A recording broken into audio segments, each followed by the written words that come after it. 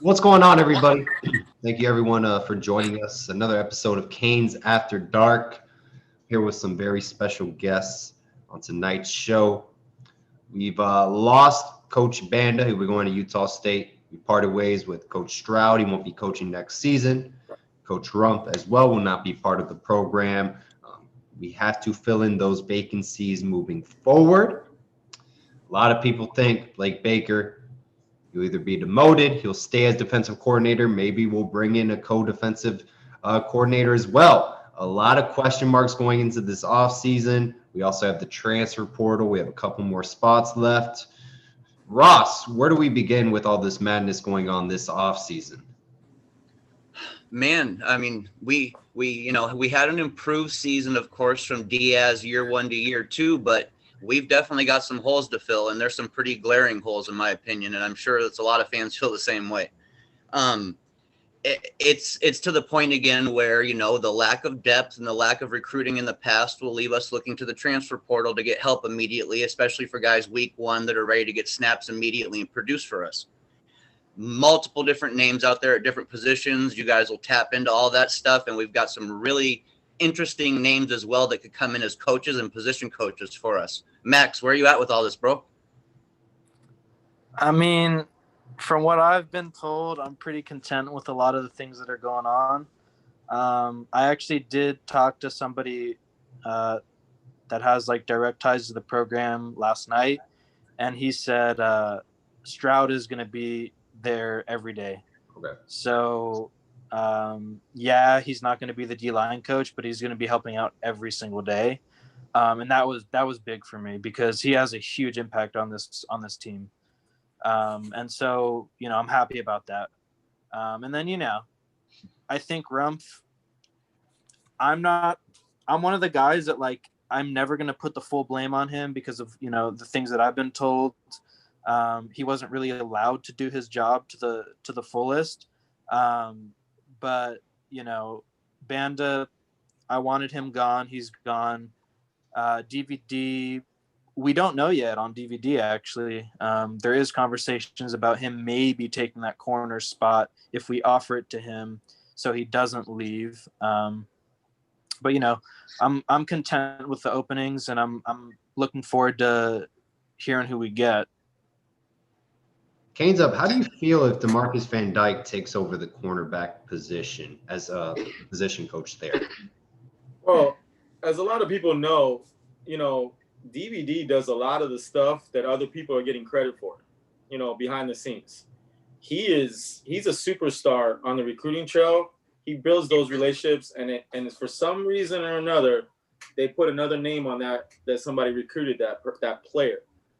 It can't be worse. Rump didn't do a good job at the end of the day. I'm a Rump fan as far as like what kind of person he is, and I think he's more of an NFL type coach, to be honest. So DVD to me would be an upgrade just because I already know what he's going to do on the recruiting trail. So that's an upgrade immediately, just on the recruiting alone. Plus, it's not like he doesn't know the position, right? Right.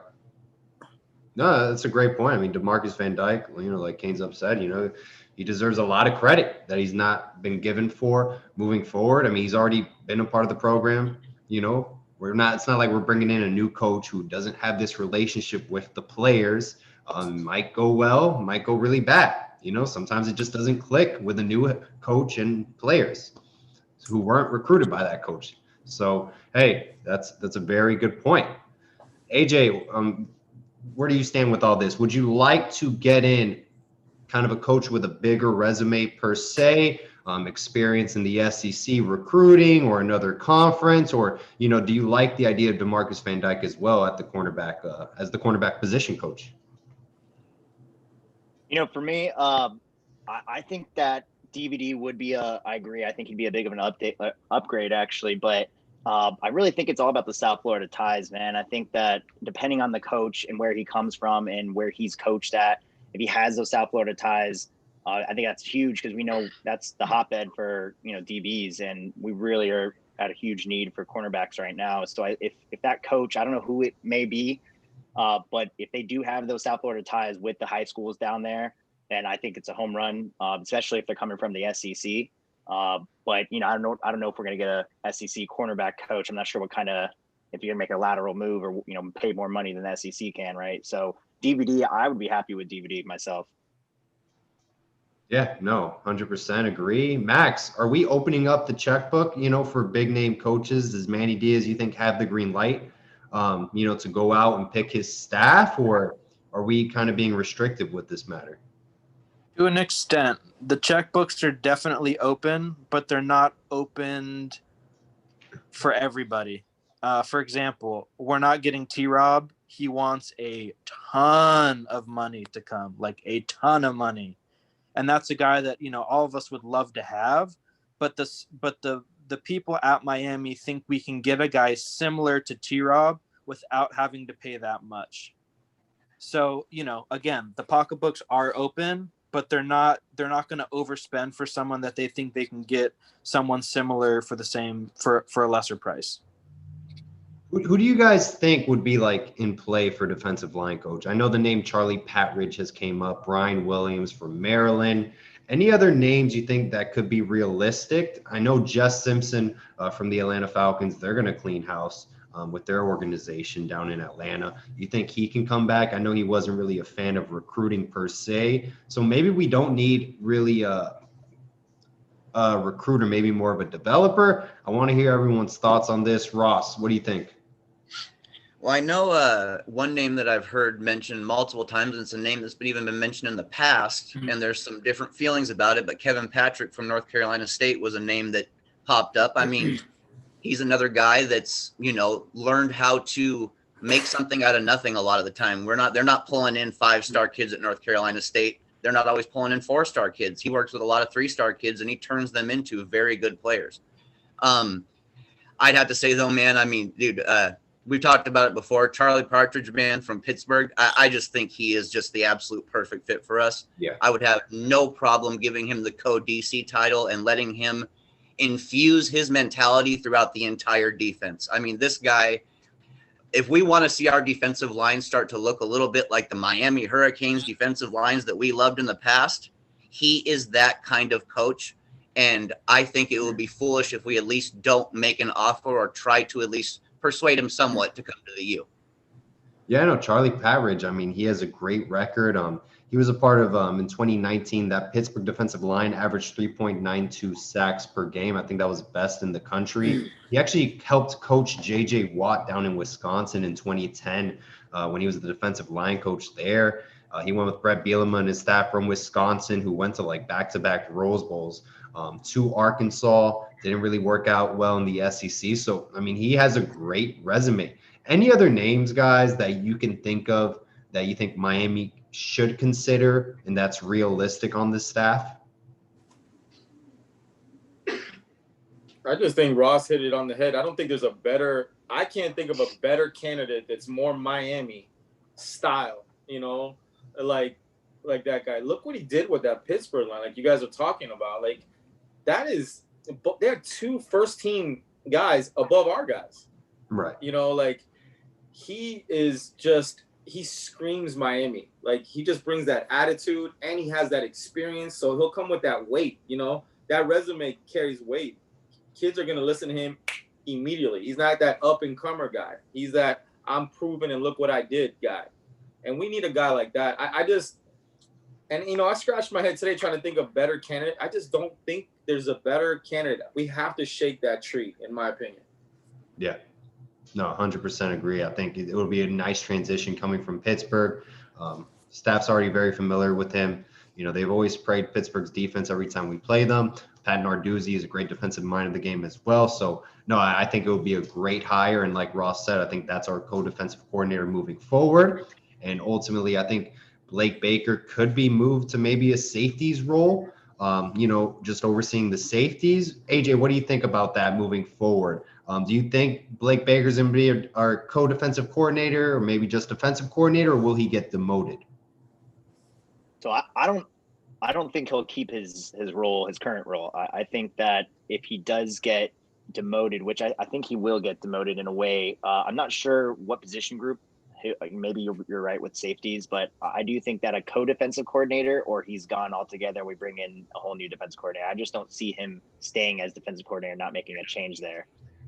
Why do you guys think it's taking so long per se, for the announcement, with our defensive coordinator, Blake Baker, if we're going to keep him, if we're going to have a co-defensive coordinator, I would like personally as a fan, just Manny Diaz making a statement, a public statement saying, hey, I acknowledge our defense needs a lot of adjustments. We need to make changes. We're going to make those changes. I can guarantee you guys that as a fan base. Why do you think he still hasn't publicly stated that?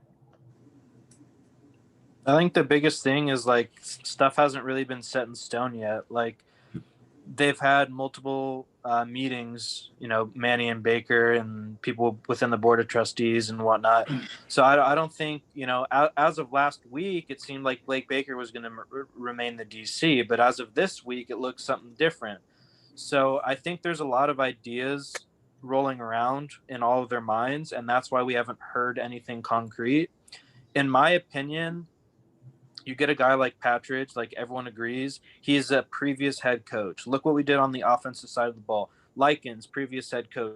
Justice, previous head coach. Those are the guys you want to bring in to your team. And on top of that, you can entice Patridge and say, hey, listen, we're going to name you the defensive coordinator at the University of Miami, but I, as in Manny Diaz, is going to be the one calling the plays. That's a huge title for him compared to what he's doing over in Pitt.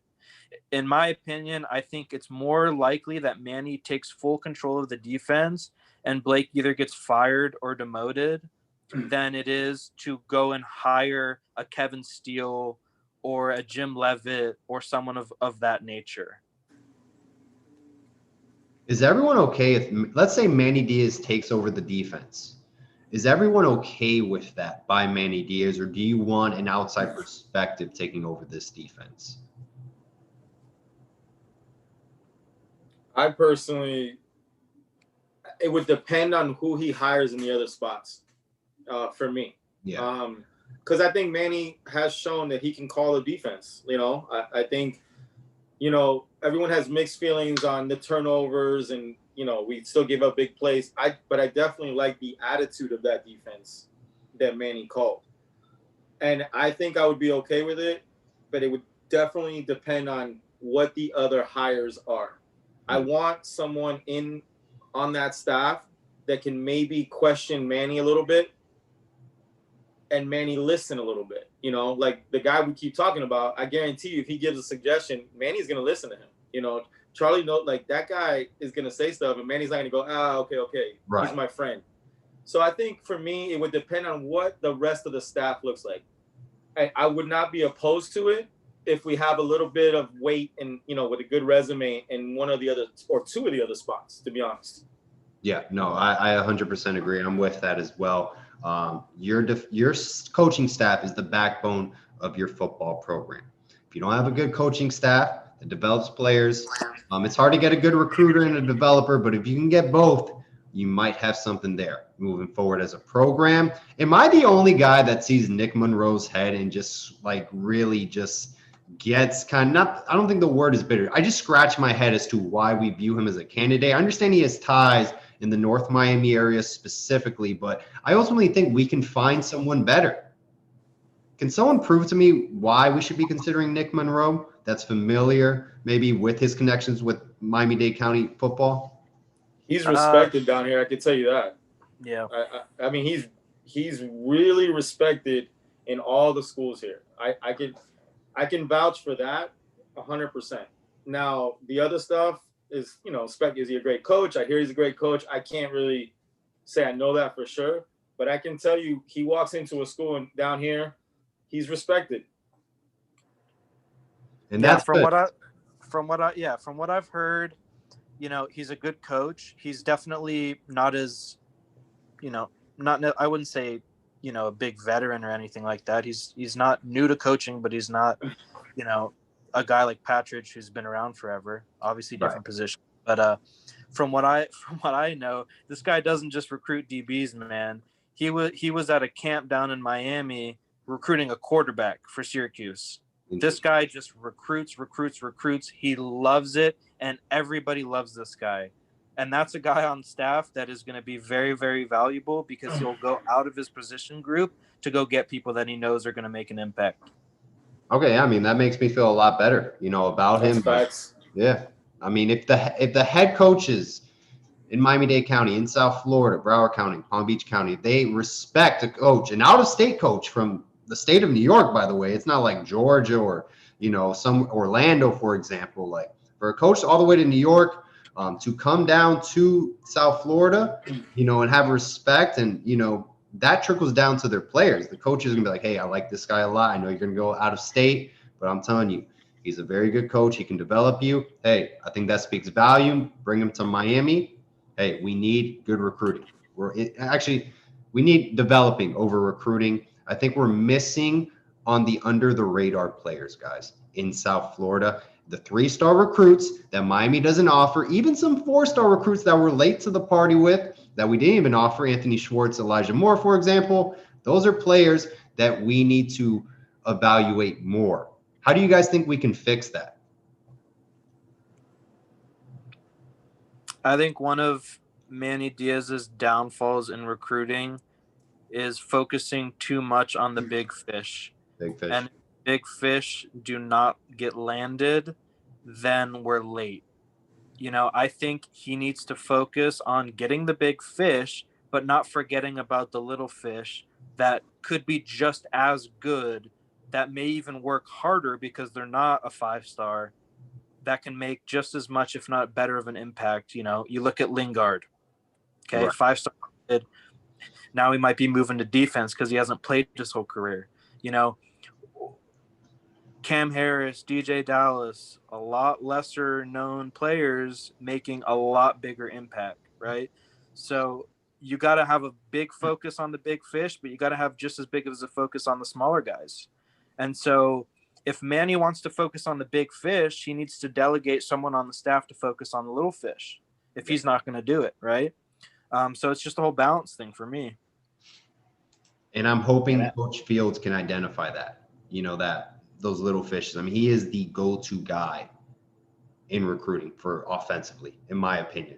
I think he's one of our best recruiters on staff and in the nation. I mean, what he did at Louisville, that's what he was doing, identifying the smaller under the radar recruits. AJ, you were going to say something? My apologies.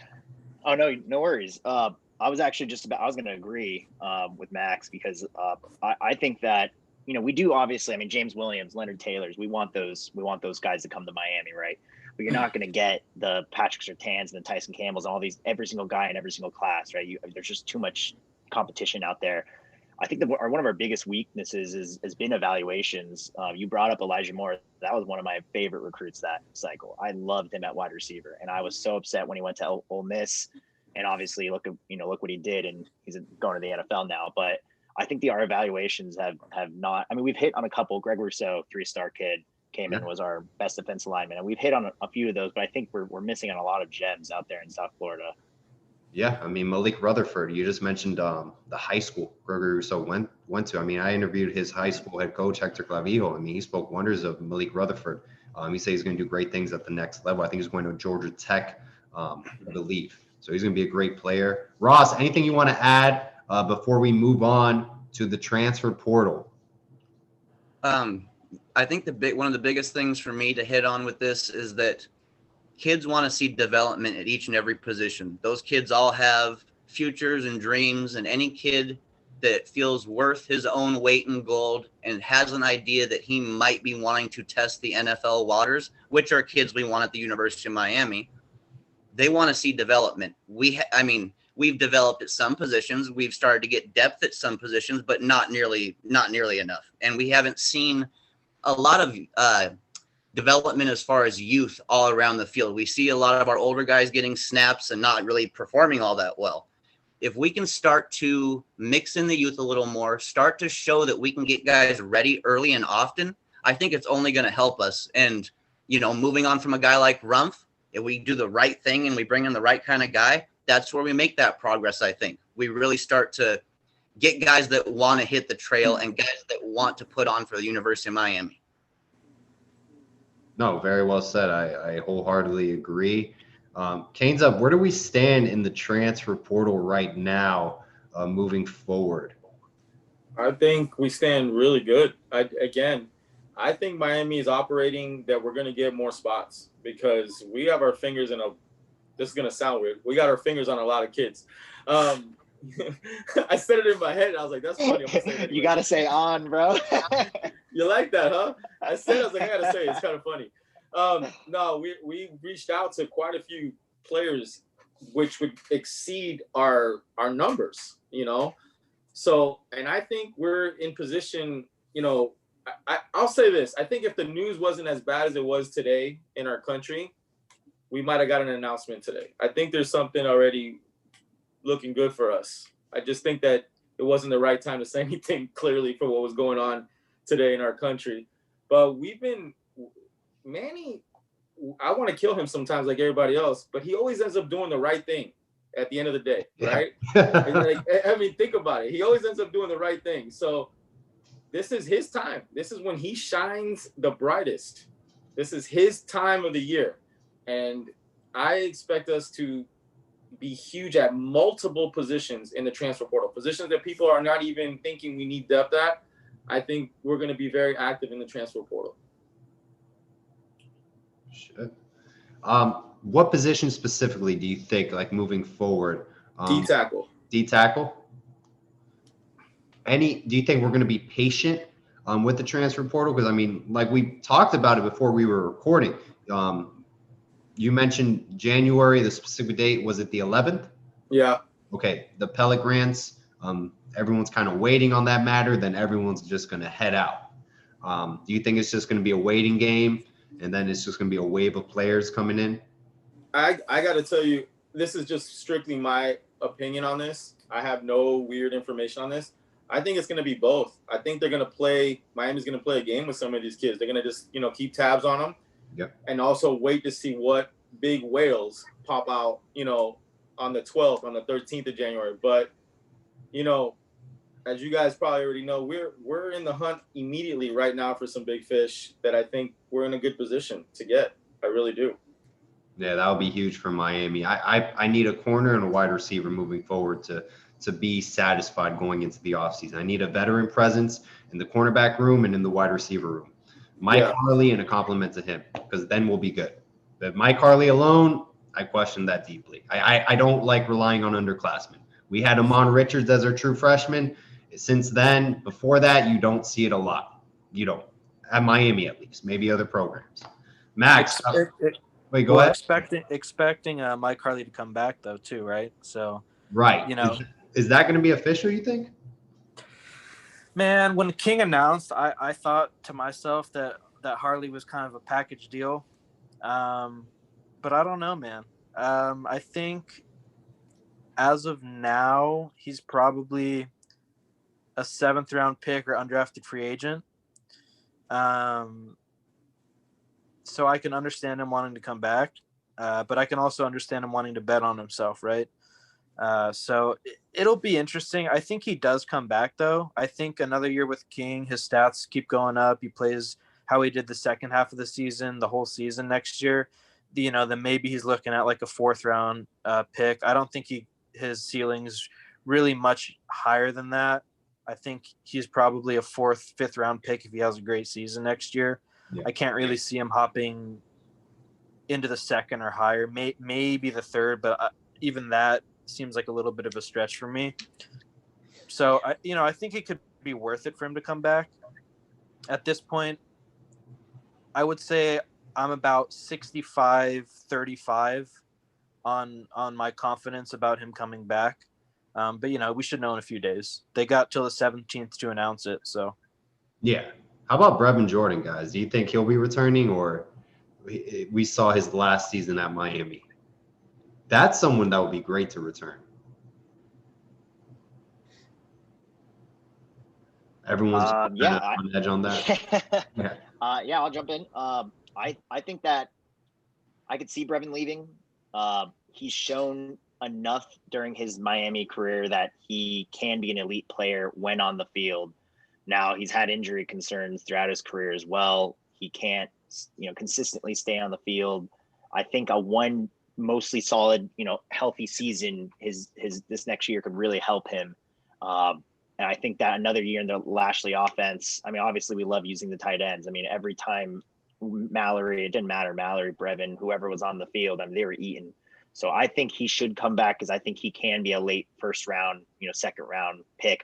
Right now, obviously, he's not projected there as of now. So I think he should come back. Yeah, I think right now, I think a lot of people have him as like the third best tight end going into this draft class. It's going to be very interesting if he does declare or not moving forward. We would love to have him back. Once again, it's another offensive weapon that would really help us moving forward. Next season, we have a tough non-conference schedule, in my opinion. And, North Carolina is not going to be any joke, man. I think they're going to be a good, solid football team with Sam Howell as their quarterback. So that's a team to look out for. It's not going to be an easy schedule next year, in my opinion. There's going to be some tough games. Ross, anything on that?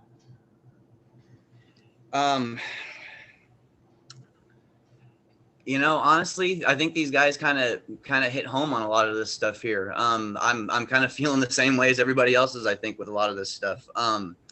Brevin Jordan, to me, especially, is a guy that I look at him with his injury history, and I'm not going to be shocked at all if he goes pro. As we know in the NFL draft and making the NFL, it's not always about production, it's about potential.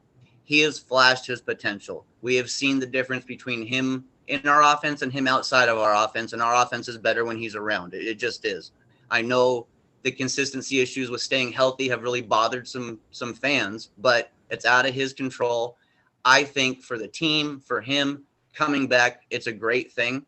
But I think the NFL is a realistic possibility for him because he has flashed that potential and he's already proved what he can do. Let's say, going into the next season, Brevin Jordan, let's say he comes back.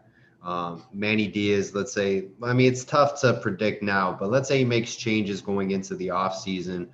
He even brings in a co-defensive coordinator, Baker Stonestad. How much pressure does Manny Diaz have right now, guys, going into next year? What's his temperature at? 10 out of 10. 10 out of 10? Yep. To what extent? The board of trustees is not very happy with the whole situation at Miami, not just football related. They are very, very upset still that Alonzo Highsmith is not the chief of staff. Some people have hinted out that, but I haven't seen it everywhere. They're still very upset about it. And they're basically going to force their hand on Blake Baker, from what I've heard. So, to me, him and Blake James are either going to sink or float after this season. If one goes down, they both go down. If one stays up, they both stay up, in my opinion. And a little bit on the Brevin Jordan thing. If we didn't hear the news about Bubba Bolden coming back, I would have given Brevin about a 1% chance of staying. But now that his buddy Bubba is locked in for another year, I would probably say 60-40 he comes back, maybe even higher. And there's more impact than him coming back and Bubba coming back. Now you look at a guy, Pae Gatiote at USC, who is best friends with those guys, former 5-star inside linebacker at USC, who's basically going to be deciding between playing with his brother at Michigan State or coming to hang out with his best friends for a year or two in South Beach.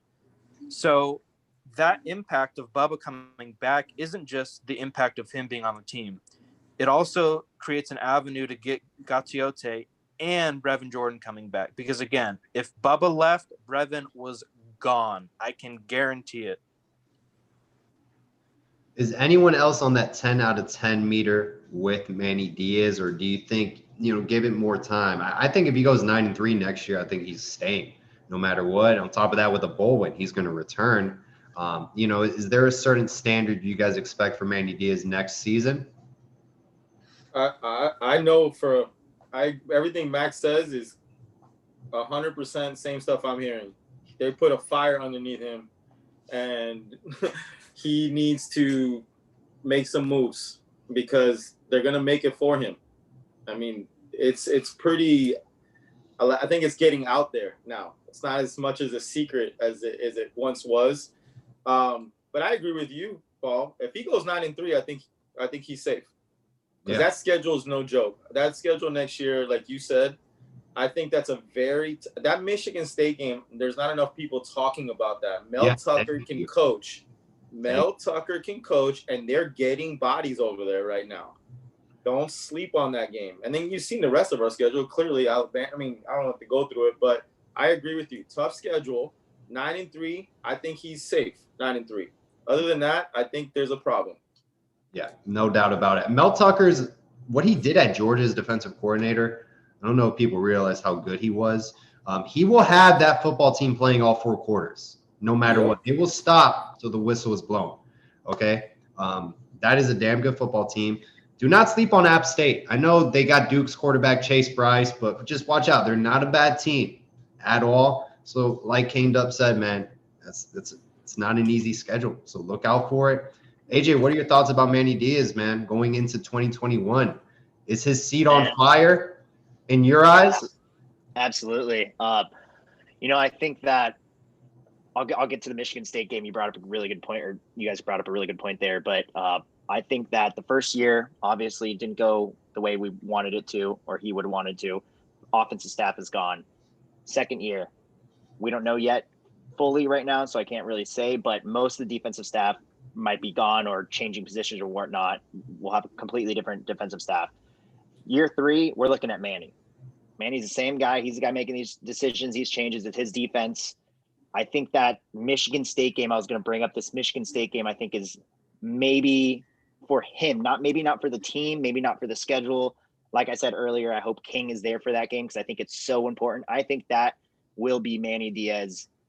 Huge game. I know Bama's a big game, big name. We all, as realistic Kane fans, know that Bama is more talented. It'll be a really, really well-schemed game for us to be in that game and maybe win it. But I think the Michigan State game is huge because we have UNC, like you mentioned. We have Bama. We always have one of those, random games, Georgia Tech, Pitt, or, a game that kind of catches us by surprise. Yeah. I think if he doesn't win that Michigan State game, I don't know if he makes it after that season. I'm not sure if he's our head coach anymore, honestly.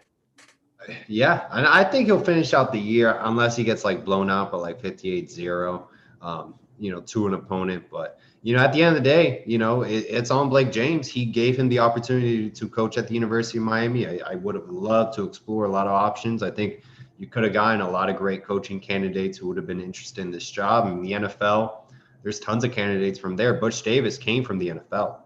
So, he came from the Dallas Cowboys. So, there's a ton of options out there. And 6 hours later, we settle for Manny Diaz. But, hey, he's our head coach. It's in the past. Moving forward, Ross, anything you want to touch up on this subject?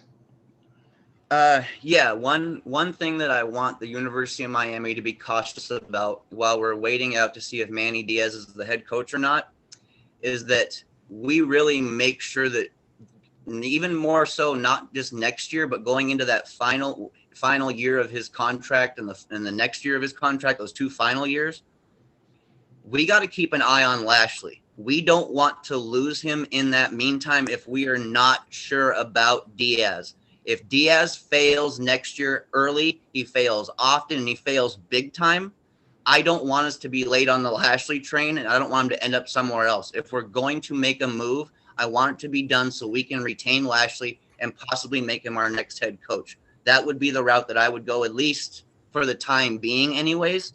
I wouldn't want to lose him while we're still figuring things out if Diaz was to go.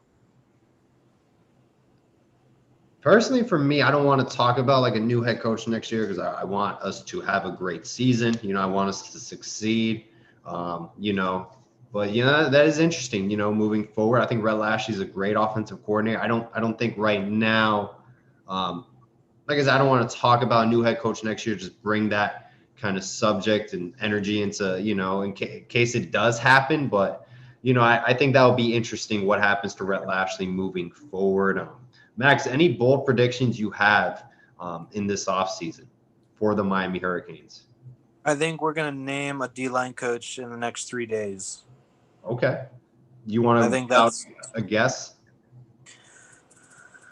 Whew. I mean, as we all know, we all hope it's Charlie. I would be more than okay with Jess Simpson.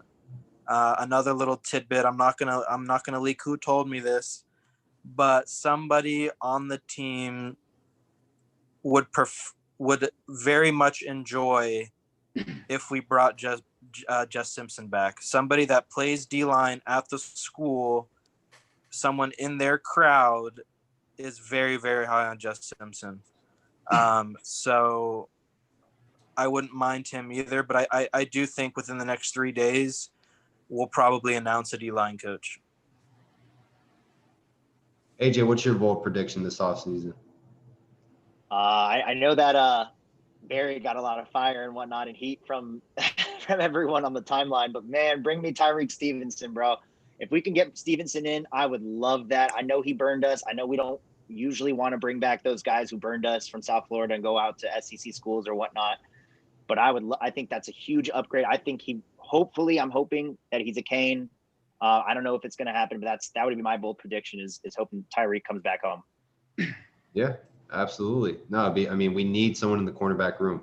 100%. We need someone moving forward, and especially a guy who has experience in the SEC, local guy, went to Southridge. I think it would be a great transition for him and a great get overall. Caned up, what do you think? I think an SEC coach for the DBs is my bold prediction in the next few days. I think there's a guy above Monroe that we're after. We'll see how it goes. That's what I'll go with, and I'll just leave it at that. I've heard the same thing. Remember too, an interesting thing. Jeremy Pruitt might get let go at Tennessee, and if you look at his staff defensively, there's some interesting names there. I would love Miami. I would consider. Derek Ansley, maybe not as a defensive coordinator, but he's a great recruiter, one of the best in the game. So I think that would be like someone I would love to snatch from the SEC. But ultimately, guys, I would love to get coaches from the SEC, that have that dog mentality in recruiting, because you have to be a dog, to understand the game in SEC recruiting. It's a dirty game. That's coming from a Power 5 coach stating that. I think we all know that. So it's a weird thing in the state of Alabama. You can sell a car for $1. I think it's really weird. So, we all know the game down in the SEC. Ross, what's your bold prediction?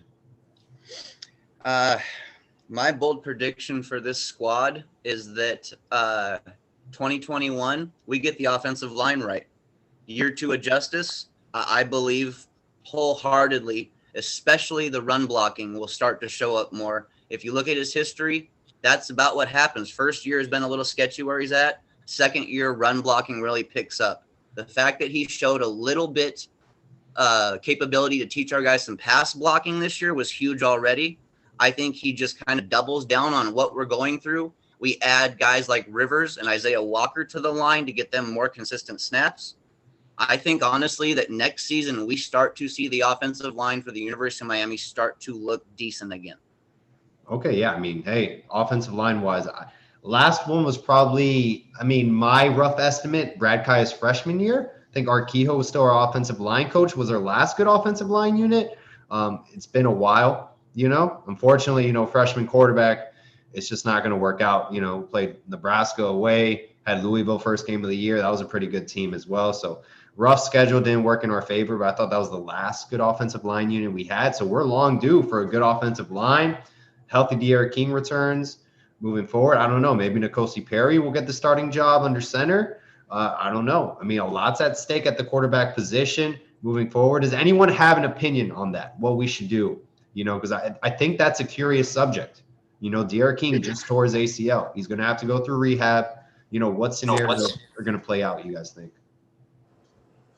I'm not a doctor, but I did study kinesiology for a while. It's all health, man. If he's good to go, he's good to go. If he's not, don't push him. Yeah. If he's not 100%, come Bama, there's no 0 point. literally 0 point in him playing. So, especially because he's a running quarterback, right? He's known for being mobile. He's not gonna feel the same. He's gonna want to test his legs, and it's just not worth it in my opinion, unless he's 100% good to go. 100%. Ross, anything you want to add, man, before we wrap it up? About this Perry and King talk here, the one thing that I want to add to it is De'Aaron King needs to become a more consistent downfield passer. It is a big deal for an offense. It's a big deal for a Lashley offense, and we saw what it did for our run game when Perry came in and he was hitting targets downfield consistently. Regardless of guys weren't catching it or not, if you're putting the ball on the money, you will get a defensive coordinator's attention, and they will have to start putting guys over and paying attention because, lo and behold, if we do actually catch one of those, it could be housed, and they don't want that. I think that Perry can offer that a little more than King, but I still, of course, think King is the leader. He's the better quarterback. He's the guy to roll with. But I really wouldn't, especially with Lashley having his hands on Perry a little more, I wouldn't be too upset if he had to play a game or two possibly while King is still getting his legs under him and stuff like that from this injury. Wouldn't bother me one bit, I don't think. Anybody want to add anything before we wrap it up on tonight's show? I greatly appreciate everyone taking time out of their night to come on. It really was a pleasure to have everyone on. I'll just say that – I'm sorry. I'll say that I just don't think that timeline is very realistic for King. And then you're going to put him in against probably the number one team in the country. I just don't understand why we'd even do that. It's like no matter what he says, every football player is, I'm ready, let's go, I'm ready, let's go. They're not going to tell you I'm 70%. They want to play. You got to do what's right for that young man. He's done so much for our program in just all over the place, right? Leadership, off the field, on the field, smart. He put us back in a place where people are actually looking at us a little bit again. I think you got to do what's right for him, even if he wants to play. That game makes no sense for him to play. And as far as Cozy goes, I think Cozy's one or two quarterbacks. If you leave him clean, meaning like he's not getting hit a lot, he looks pretty good. I mean, he does. He looks pretty good. But you put a little pressure on him, I think he's the same guy that he's been. I'm a Cozy fan as a person. I like him. I think he's loyal. He's a Cane. Let's be realistic about the Alabama game. Why not give our freshmen some reps? Why not, going into App State, give our freshmen some reps? And if you want to bring in King from Michigan State, like I think Max said, I'm all for that. That's a big game, But to put him in Alabama, I think you're putting too much risk on this guy because he's gonna try to make plays. He's not gonna play soft. That guy doesn't play soft. So for me, I would try to take care of this kid. I don't think he's going to tell you if he's 100% the truth. He's going to want to play. It's a huge game for his career. But 8 months removed from an ACL that you already tore once, I think it's the same knee, isn't it? Same knee, different injury, but yeah. Okay. So, and like you said, he's a running quarterback. He's not a pocket guy. He's going to take hits. I mean, do we want to throw – I think if he starts for us later in the year, we have a good chance to win a bunch of games. So for me, just take care of the kid. That's all I got to say about that. AJ, go ahead. Yeah, I completely agree. Like we talked about before we were recording, I think that King really needs as much time as he needs. I'm hoping, of course we don't know with rehab and whatnot, but I'm hoping he's back from Michigan State. I really like Nkosi. I don't know if he's going to stay. He's going to transfer. If he does transfer, it is what it is. We're all going to wish him well. I hope he, gets a starting position, whatnot. But if he's there, he's probably going to be the guy. Personally, I would like to see TVD. Big quarterback. Big arm. I think it'd be obviously it's not ideal to put him out there against Bama, his first career game, but I'd love to see what we have in him and maybe a half of Bama or a quarter or playing maybe the Appalachian State game. I'd love to see him out there and at the end of the day, this is King's last year, this next year. So it's TVD, it's Garcia, it's one of these guys in the future. So I'd love to just see what we have. No, absolutely. I'm curious about Jake Garcia. You know, how good is he going to be? I think he has a very high ceiling at Miami. We also have Tyler Van Dyke as well, and Peyton Matoka's been in the back, but you know, obviously Tyler Van Dyke and Jake Garcia, a little bit more highly profile recruits than Matoka, under the radar guy from Houston. You know, they get more shine. So, hey, it'll be interesting how we handle the quarterback room moving forward. But man, thank you everyone for joining the show tonight, man. I greatly appreciate it. Go check out these guys on Twitter. I know Caned Up, he's got a YouTube channel, Miami Flow. He really does a great job.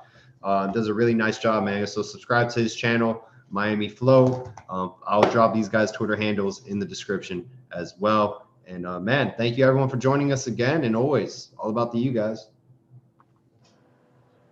Let's go. Appreciate it. Peace. Appreciate it.